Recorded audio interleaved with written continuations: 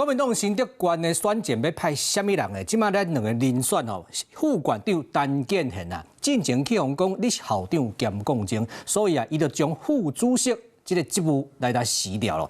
另外看到伊竞争的对手的是立委徐心莹嘛，伊嘛是讲啊，伊会当接受开放参选的主张啊，所以看起来这两个人啊，什么人拢无爱让互相的这个情形啊。即马国民党颠倒咧烦恼啊，你若是人敲袂着，最后这个选举啊，煞总去哦民进党去赚着咯。无爱互人讲无公平，新竹县副县长陈建贤是兼任的党部的主委，因为共款由于要参选新竹县长的国民党立委徐心明，不满提名方式采取7成民调、3成党员的投票，有球员兼裁判的顾虑，陈建贤嘛提出开放参选的方案。希望党内初选能够有公平公正的机制，会造成僵局。经过这段时间思考之后，那愿意同意陈建贤同志所提出的开放参选主张，同意卖过会提名资格，两个人做伙参选。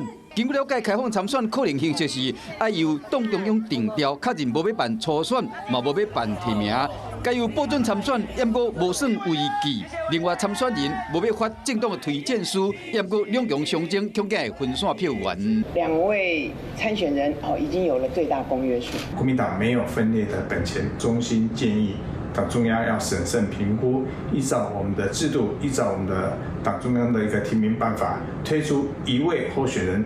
新竹县的立委林书明烦恼讲，安尼去好着民进党。陈建贤是表示讲，当初提出开放参选，甲即卖时空环境无共款啊，将会尊重党中央。